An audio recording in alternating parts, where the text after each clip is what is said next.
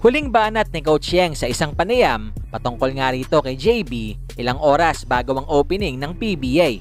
Yan, matapos mang i-like ang video na ito, mag-subscribe sa ating channel at pakidamay na rin ang ating opisyal na Facebook page. Pero bago natin simulan, alam mo ba ngayon ay mas madali nang maglaro at manalo dito sa 1xBet? Especially na pwede ka nang mag-cash in at mag-cash out through GCash.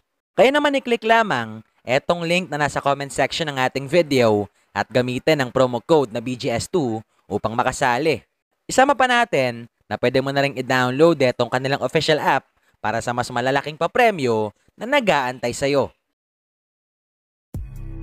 Kahapon nga mga bulero, alam naman nating opisyal lang naganap etong unang araw ng in-season tournament ng NBA, kung saan dito meron ngang 16 na koponan na unang sumabak sa pinakabagong pakulo ng liga. At pawang dyan kabilang etong Warriors na kahapon nagawang may panalo ang kanilang laban kontra OKC sa tulong netong crucial floater mula kay Steph na nagselyo nga ng panalo para sa kanila.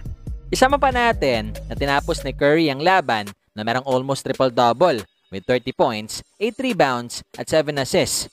Kaya naman dahil dyan, di napigilan ng media na hinga ng opinyon si Steph matapos ang game. I mean, it was kind of back and forth. It was a one-possession game either way, so everybody was in the bonus, and just plays here and there that were really indicative of just how wild the whole game was.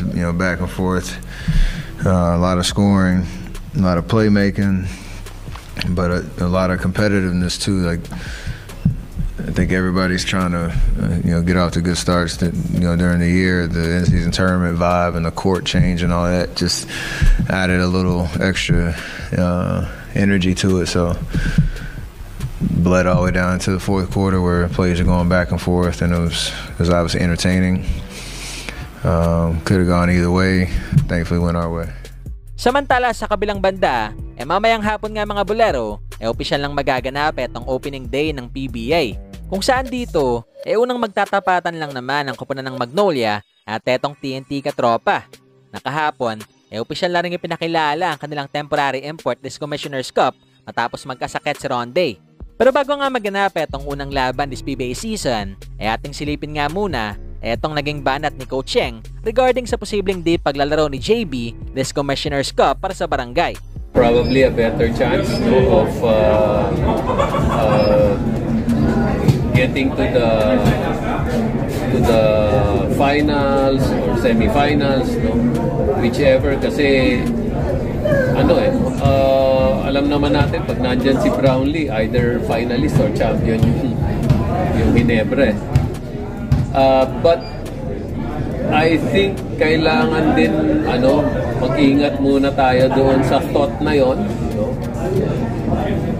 kasi with the resources of Ginebra, with the expertise of their coaching staff,